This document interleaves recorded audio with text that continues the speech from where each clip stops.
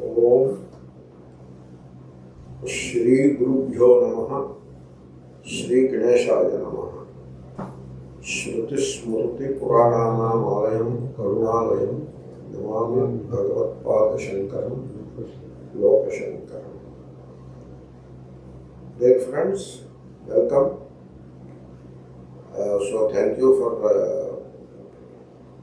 assembling in this Satsang, virtual Satsang. Before taking up a few questions for answering, I will discuss briefly the topic of Shat Sampatti, the wealth of 6 qualities. You see, the spirit of this wealth that we are talking about, the Shat Sampatti, the wealth.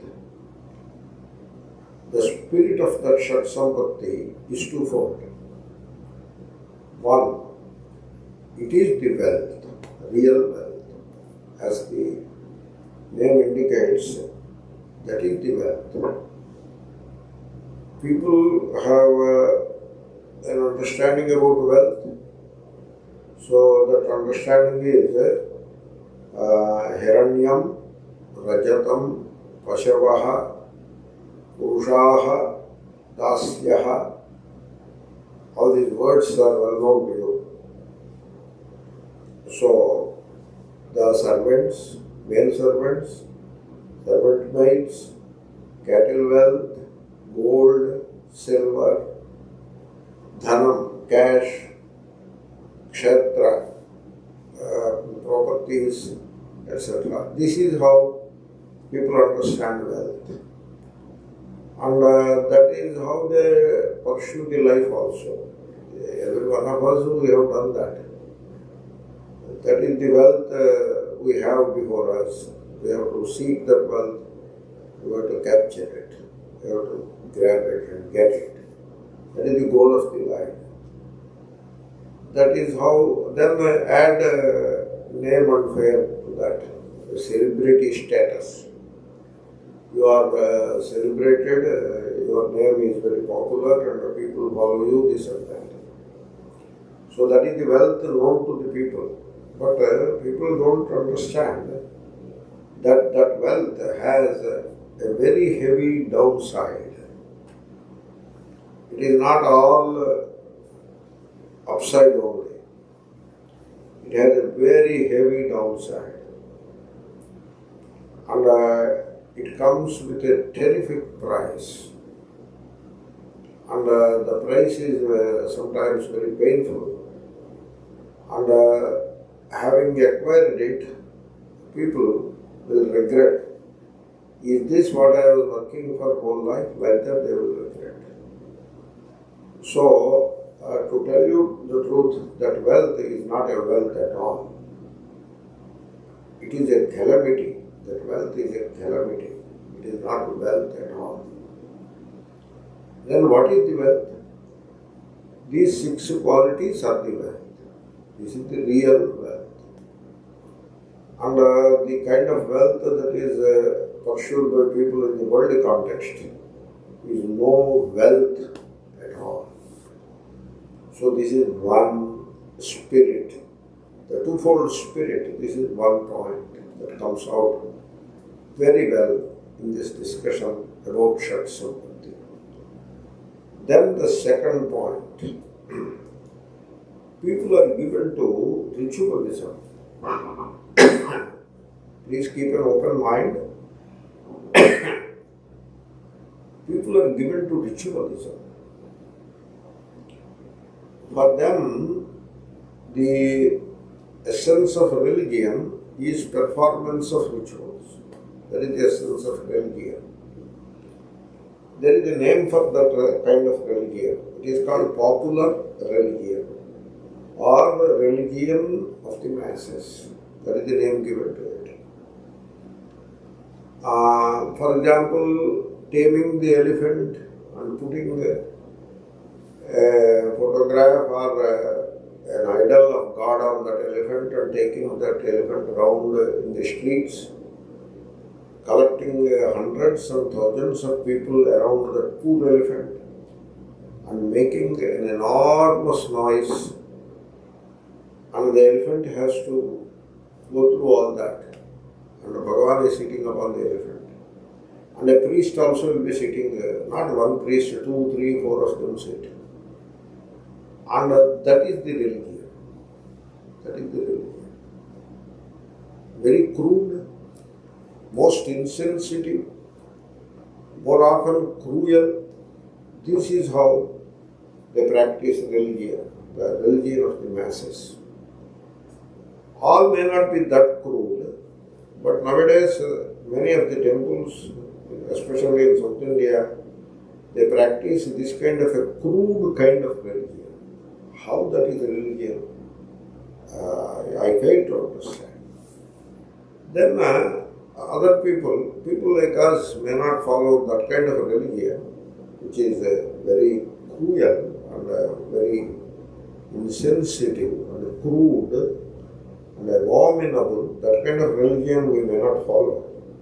But even we, though we are sophisticated in our religion, much more civilized than that in our practice of religion, still we are also given to the crudity of ritualism, a lot of ritualism. So much so, I don't know whether I will be able to present the feeling that I have in my heart before you. So much so, the essence of religion is performing a few rituals and certain rituals, and then kattu, bottu, juttu in Telugu. Kattu, bottu, juttu, that is the essence of religion. The way you dress yourself, men and women, the way you put marks on the face, men and women, and the way you have a kind of hairstyle, men and women.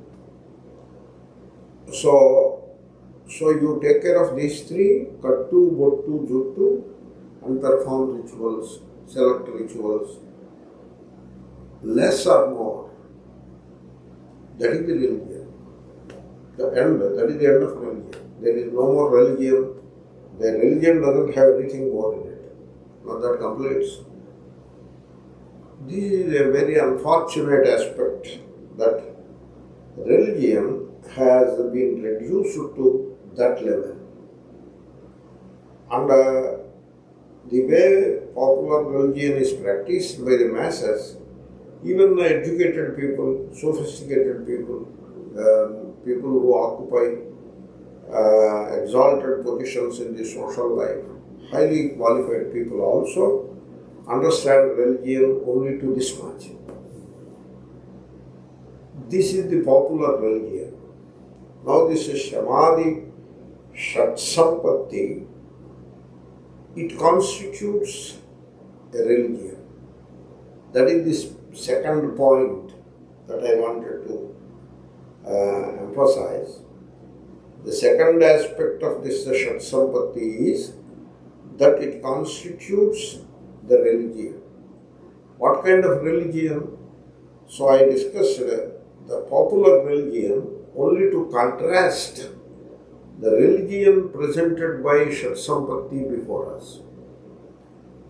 Under the religion that Shat Sampatti presents to us can only be called true religion, in contrast to the popular religion of the masses. This is the true religion, and that is the spirit of this Shat Sampatti.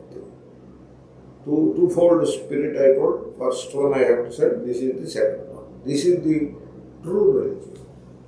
So when we say in Vedanta, when we say put aside all kinds of rituals, you restrict yourself to Nitya Karma, etc. And when we question some of these religious practices that are prevalent in the society, we are not irreligious people. Sometimes in the world you have agnostics and atheists who question many aspects of this popular religion. And the Vedantin also, in his innocence, questions the same way. Therefore, it looks as if the Vedantin is treading the same path as the agnostics and atheists. It looks as if they are all on the same page. That way, the chance for misunderstanding is there. I appeal that you should not misunderstand that way. When I am talking about this aspect of the Sampatti as the true religion, I am not irreligious. In fact, I say I am really religious. The popular religion is not a religion at all. Or at least in the beginning, it is okay, you can accommodate it. But soon, you have to move out of the popular religion. You should grow into the true religion. This point was brought out by Swami Vivekananda very emphatically when he said, I am paraphrasing in my own words, when he said, it is all right that you take birth in the temple, but it is a misfortune that people die in the temple. I hope you got the spirit of that expression. So, that is the glory of this Shat Sampatti, namely that it defines the true religion in contrast to the popular religion. Therefore, the students of Vedanta should pay particular attention to this Shat Sampatti.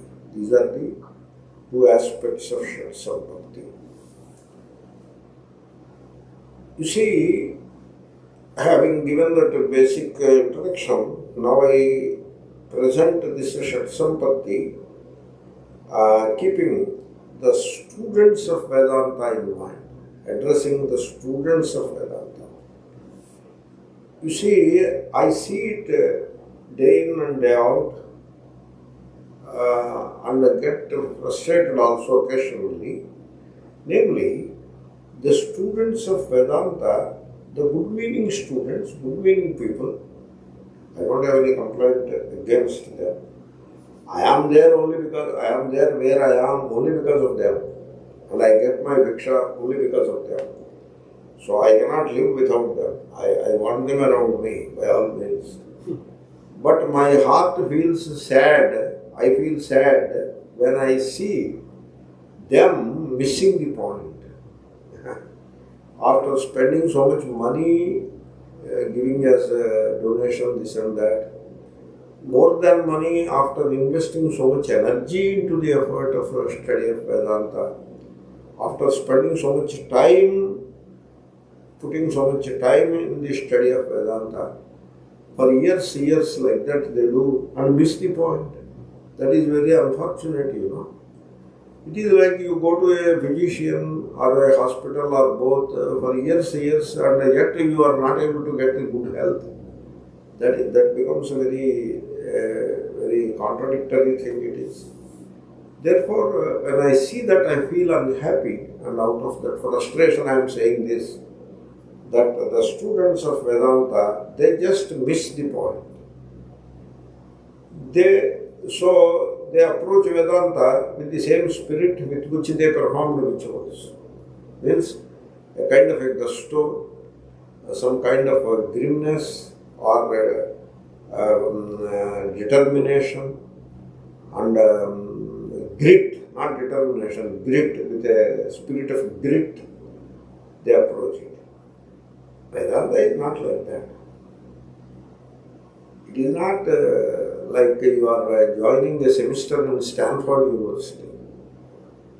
Why? Because if you join a course in Stanford and a semester is there, you cannot even eat properly, you cannot sleep, because so much rigorous work you have to do during that semester period.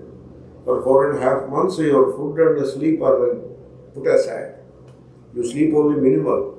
and you just eat quickly.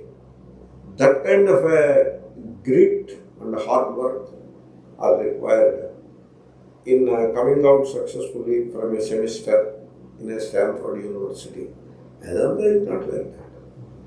Here, it is not about studying so many texts which are there in Sanskrit, that too Vedic Sanskrit, which is very archaic. So that is not the real thing of study of Vedanta. Here, you have to capture the spirit of the vision, the Rishi's vision, the seer. The Rishi is called the seer. Seer is the correct translation of Rishi. Rishihi Darshanat. The seer, not so much a sage. Seer. So he sees the truth and he gives expression to what he sees. And now it is for you to see. It is not so much of grit and determination and all that. It is only the right focus to see the truth. That is all you need. It has nothing to do with struggle or effort. There is no effort involved in it. It is all about that inner transformation. That is what it is. The inner transformation. In religion, the religion as it is practiced by the masses, it doesn't demand any inner transformation. For example, if you go to a South Indian temple, they will not ask for inner transformation. They will ask you to remove the shirt and put some mark on the face. That is all they ask. So you present yourself physically in a certain way. They allow you into the temple and there you can do what all the ritual you want to do. The religion is now complete. Whereas here, it is not outer show. It is the inner transformation. Outwardly, whatever you are, it doesn't matter.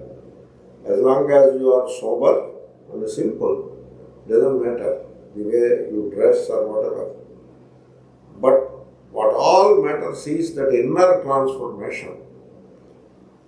This is what is missed by the students of Vedanta. They just miss it. They are anxious and determined to complete this text, that text, first katha, in which sequence we should read Upanishads Swamiji. This is a popular question. And I give the sequence and they will do it. And then take a text and listen to it or study it or both, and text after text after text. And they have targets. So they go by all that. All that is useful. I am not dismissing any of it. But I am asking, with all that, do you have your focus on this inner transformation or not? Do you have your focus on it or not? If there is no focus or not adequate focus on the inner transformation, in spite of studying Vedanta quite well, I suggest that you are missing the whole point. Therefore, that inner transformation is the key, is the watchword which you have to pay attention to. And that is the Shat Sampatti. The entire Shat Sampatti can be summed in one expression, as in one phrase, as inner transformation. Now, what is this inner transformation? You look at your mind. Inner means mind. Mind is associated with sense organs, organs of action, and the body and the world. Therefore, when you say mind, so all these four will come along with it. It is like the father is invited for lunch, a boy also comes along with the father. Putrena saha agatah pita. So like that. So the Tritiya Vibhakti. So these also come. Once you say manaha, mind, the inner is the mind. once you say the mind, then sense organs, organs of action, the body and the world, they come in that sequence. Therefore, you have to keep that in mind. When you are talking about this inner transformation, means the transformation of the consciousness. I would say like that. Consciousness is the background of the thought, the waking consciousness. I am not talking of Atma Satchidananda. The waking consciousness, which is in constant flux, which is constantly moving, and that movement has the thoughts in it, the thoughts, the sensations, namely the sense organs contribution, then the actions, contribution of the organs of action, then the body and its issues, pleasures and pains of the body also part of it, and the world in which you live, all of that, that is the consciousness. That I have described the entire consciousness now. So you have to understand consciousness is but the content of consciousness. What is consciousness? Consciousness is its content. It is like, what is that bag? What is that bag? It means the content of the bag. That is what it is, okay? Not a jute bag or plastic bag, not like that, the content of it, okay? So what is the screen? So the content of the screen. What is consciousness, waking consciousness? Its content. And what is the content? Thoughts, ideas, emotions, etc. Sensations of sound, form, etc. Sense organs, their contribution. Actions, holding, walking, speaking, etc. And then the things of the world. The world. That is the content of the consciousness. And in that, you require a transformation. That is the inner transformation. Now, what kind of transformation you require? You see, you look at your consciousness, it can be broadly described as impure, number one, and restless or agitated. That completes the description. So the consciousness, when I say consciousness, take it as waking consciousness. It is impure and agitated. Okay? And though we called it two things, one is impurity, the second is agitation, but they are interrelated. As long as it is impure, it remains agitated. Once it starts shedding the impurities, the agitation also comes down. And finally, the restlessness or agitation will vanish. And now you have what we call shanti in the consciousness. Waking consciousness has shanti. That is what it has. That transformation.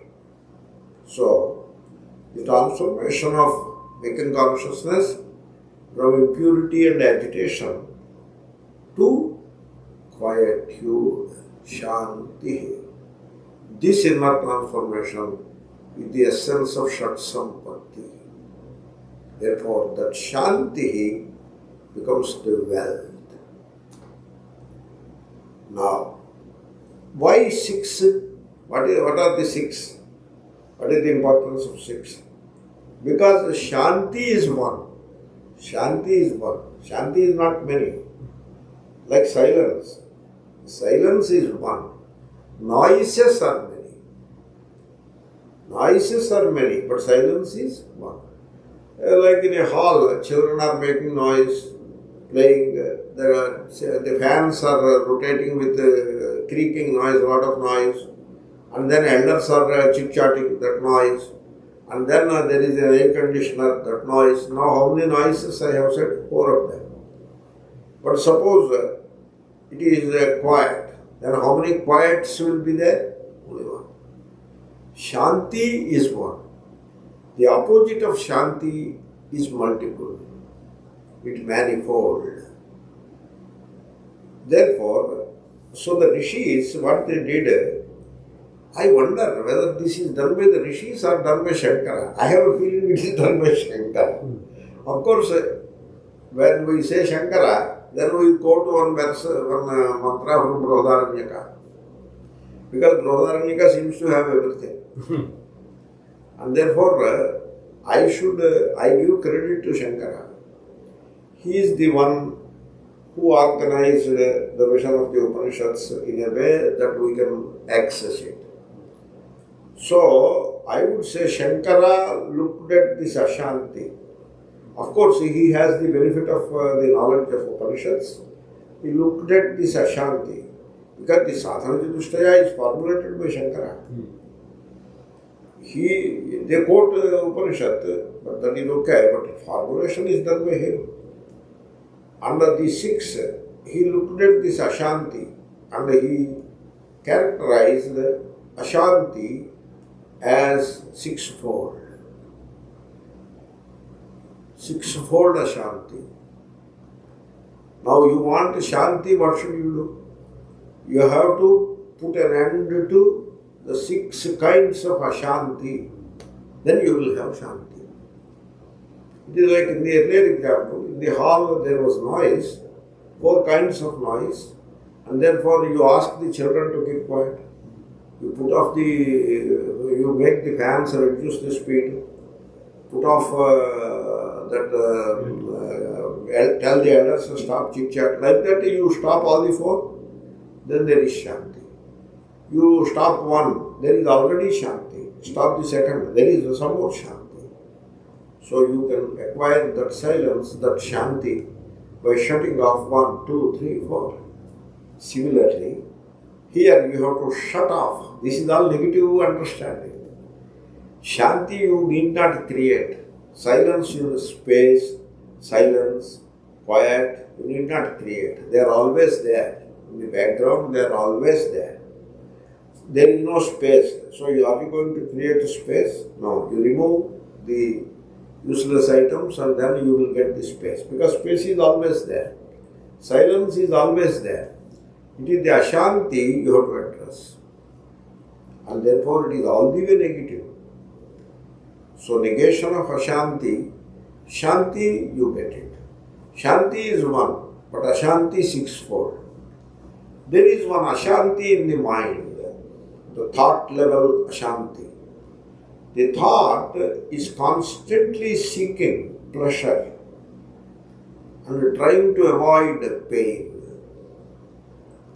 It wants constantly pleasure, and it wants to avoid pain. Based on the earlier experience, that pleasure experience should repeat, the pain experience should go away. And therefore, human thought is constantly seeking this goal, these twin goals. Grab more and more pleasure and avoid pain. This creates an enormous restlessness in the mind. Enormous impurity and restlessness are created by this pursuit at the level of the thought.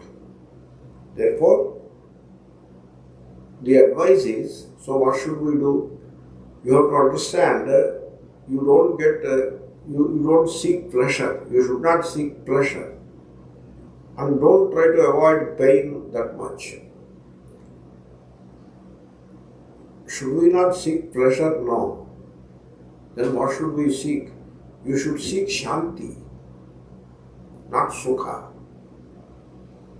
As long as you seek Sukha, you will get Dukkha. You cannot avoid Dukkha. You want to avoid Dukkha? You cannot avoid it. It will come. And you will lose Shanti. So should I not seek Sukha? No, you should not. Then what should I seek? You should seek Shanti. The students of Vedanta miss this. Not only the students become acharyas, they too miss this. You should tell all these Vardis who claim themselves to be Vedanta students, you should tell them. Now, did you understand this basic point? you should not seek Sukha. Then what should you seek? You should seek Shanti. Then only you are a student of Vedanta. Why? Because this is Ashanti. What is the Ashanti? You know, there is a name for it. It is called Sukha Dukkha Vikshepa. Vikshepa is Ashanti. Ashanti born out of seeking Sukha and avoiding Dukkha. Stop both. Primarily, once you stop seeking Sukha, avoidance of Dukkha happens automatically. And in case you are still trying to avoid some Dukkha, don't try that. Don't try that. It is like you are trying to avoid a person. When you are trying to avoid a guy, he will come and sit in your lap. Don't try to avoid him. You go and meet him. Sir, you are trying to, I do that. So, now I am going, sir. I have an urgent work, I am going. You are trying to meet me? Yes. Okay, please tell me. I have some questions. Not now, sir. Thank you very much. Have a good day. So, you finish it. Don't try to avoid the person. So, don't try to avoid pain, dukkha. You stop seeking sukha. Because the entire restlessness in life and the entire misery in life is created by this double effort. The effort seeking pleasure and the effort avoiding pain. Stop both. This is the level of thought it is, at the level of thought. This is called Sukha Dukkha Vikshepa. And now what is Shama? Shama is putting an end to Sukha Dukkha Vikshepa. That is the Shama. Okay? So that means I am not seeking Sukham. No. That is called Vairagya also. I am not seeking Sukham. I don't mind Dukkha. I don't mind. Suppose an old person is there and he dies. There will be Dukkha. So now what should I do? I should avoid. How to avoid? Don't do such silly things. If Dukkha has to come, let it come. We will face it. Be courageous. Don't seek Sukha. Stop seeking Sukha and see what happens. Dukkha will not even come near you. Therefore, you have to end what is called Sukha Dukkha Vikshepa. And its name is Shamaha. Okay, you got it? Number one. Then, there is a second kind of Ashanti. It is called Indriya Vikshepa. The Ashanti Ashanti consists of two elements. One is impurity as well as restlessness. The Ashanti created by pursuing sense pleasures, sense objects. Like you want Shabda. What Shabda you want? Music. I want music. So, therefore you put something around the head and constantly listen to music. That creates Vikshepa. You can see these music people.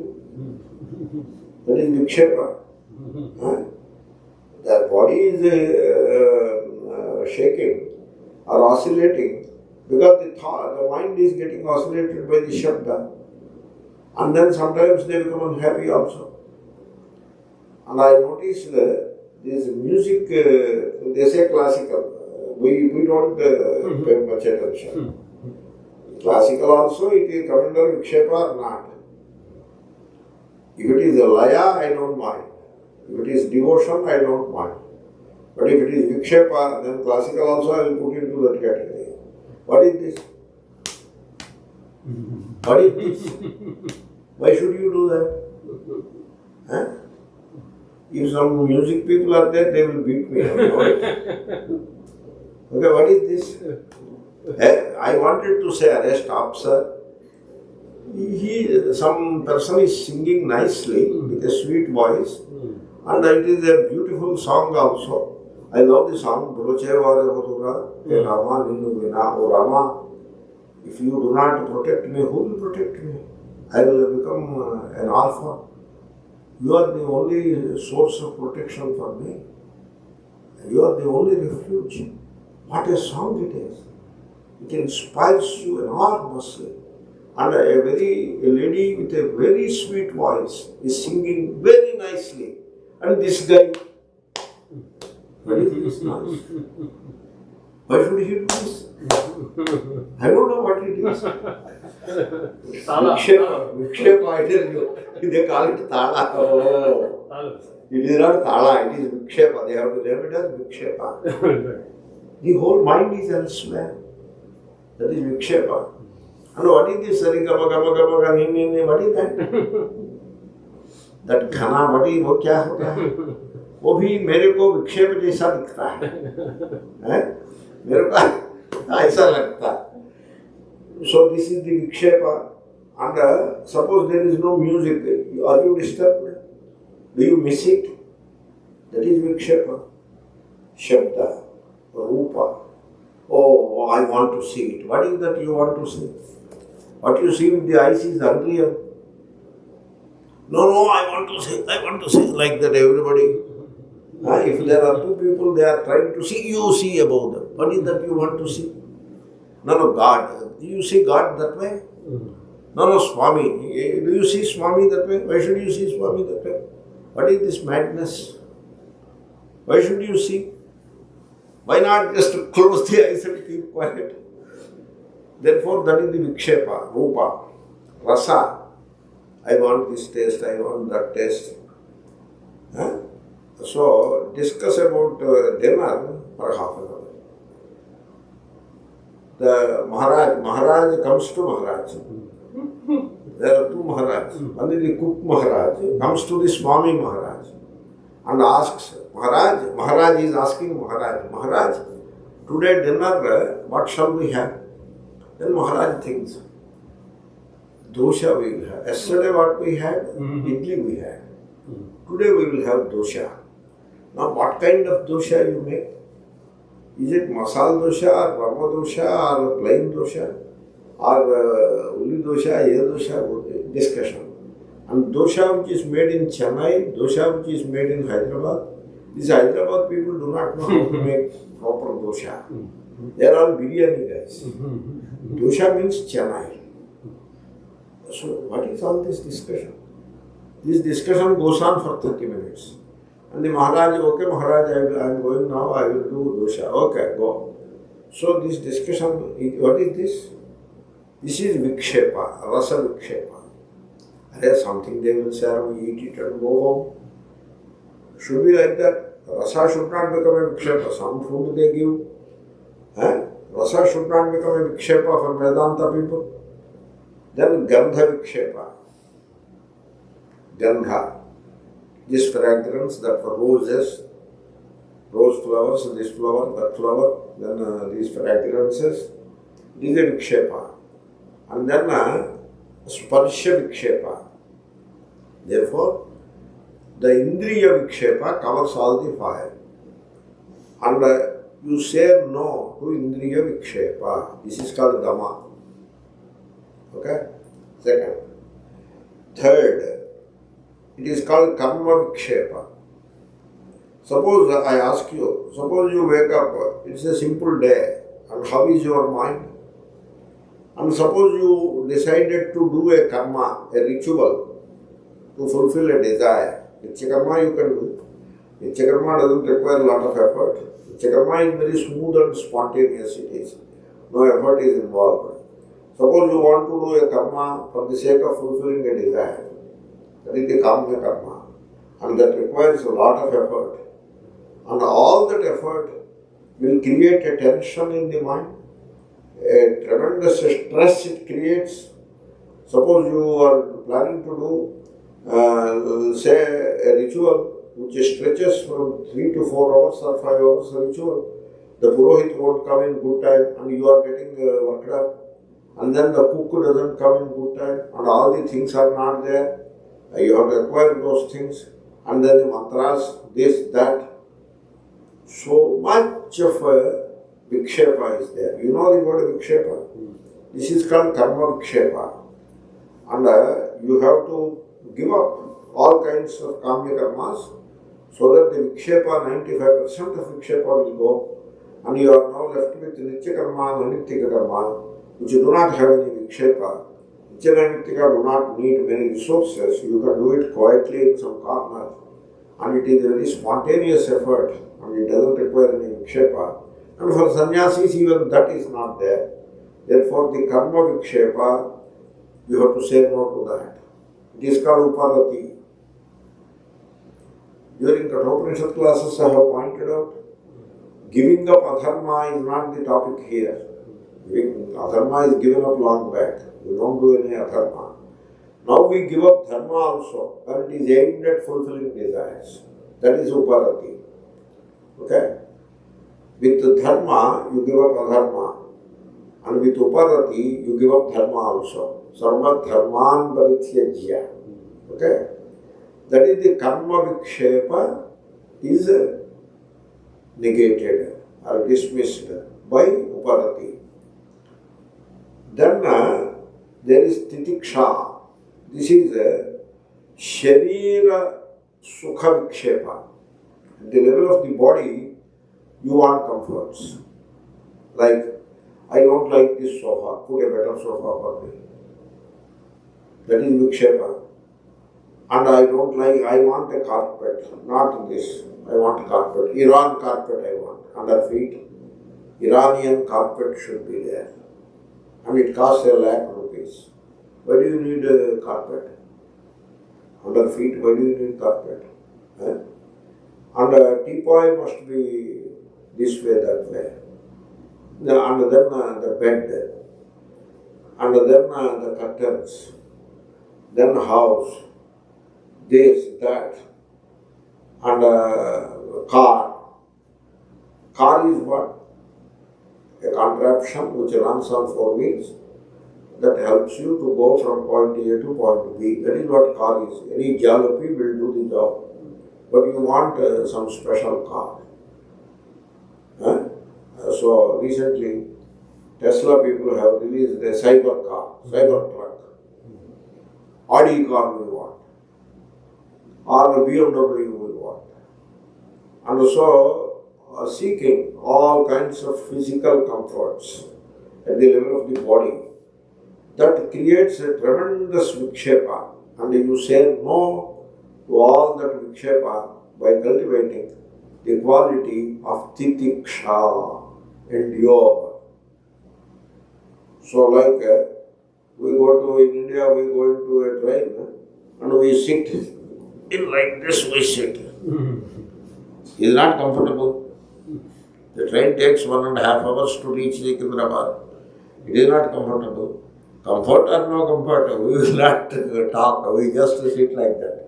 And somebody puts his bag up on the shoulder, okay, it there. And it is sweat. It's all right, we will take a bath after going home. Sit like this. And I used to come to America, sitting in that economy class seat, like all of you do. And you have to sit with a tremendous that titiksha you need. Just a titiksha. Some pain will be there. Do like this, and then again sit like that. You need titiksha. When you have titiksha, that endurance, it will take away the enormous restlessness created by seeking of physical comforts. Titiksha this is also called kshama. The other day, on the anniversary day, I discussed kshama. Titiksha is a great quality, endurance. You will not become sick also if you have titiksha. And even if you become sick by God's grace, God forbid, even one becomes sick, you will be able to manage that sickness and eventually come out of it with minimal damage when you have titiksha. Okay? You see, you don't think that I am saying personal thing here. You don't know how many hours I have spent like this on a dentist's chair. You don't have any idea. By now, thousands of hours I have spent on a dentist's chair. And the dentists, they use all kinds of instruments upon these teeth.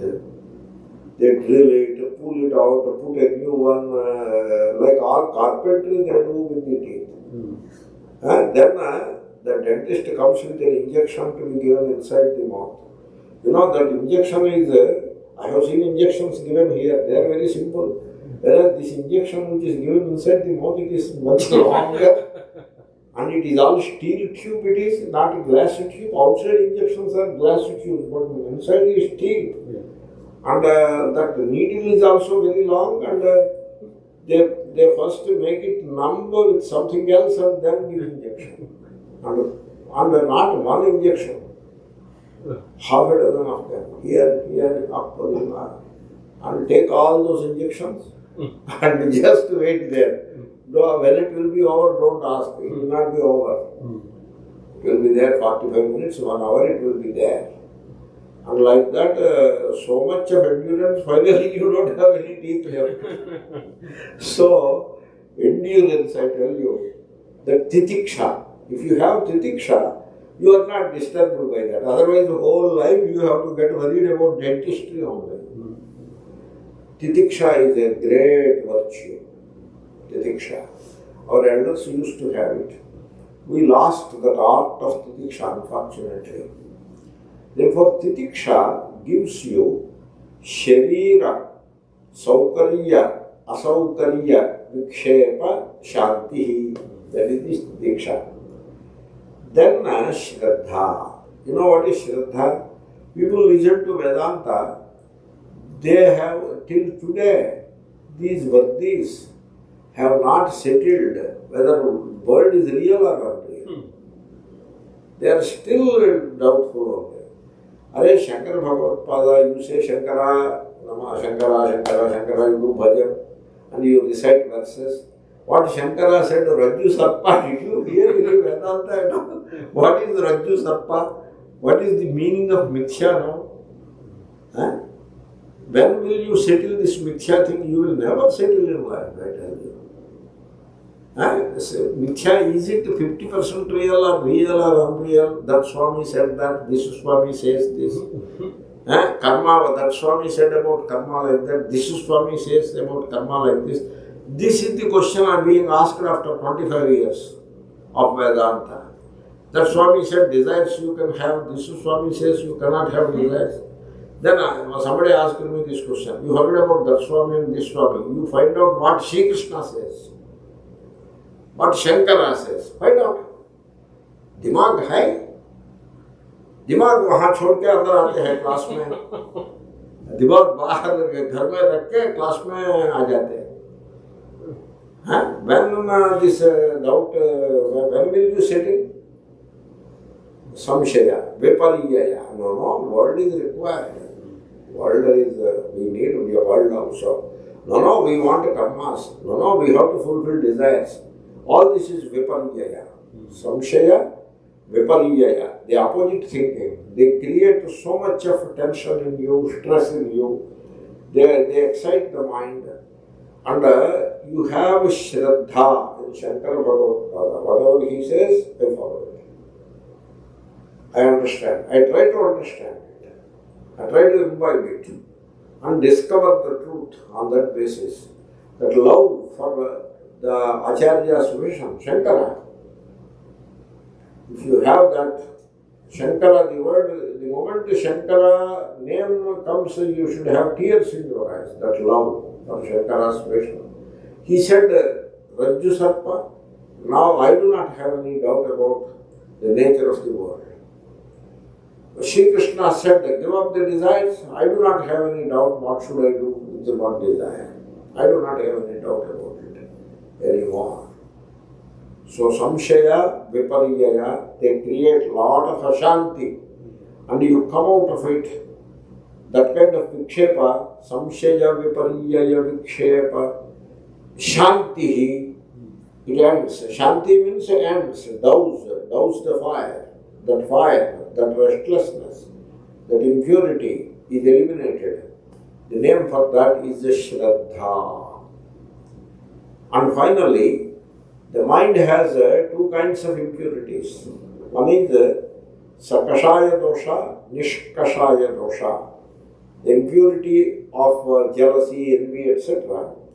That is already taken care of. It has the impurity of Chanchalatma. Chanchalam hi manaha partha. So mind is it has a fickleness, caprice. It is shaky. It doesn't remain quiet. That kind of a problem is there with mind. It is called Nishkashaya dosha.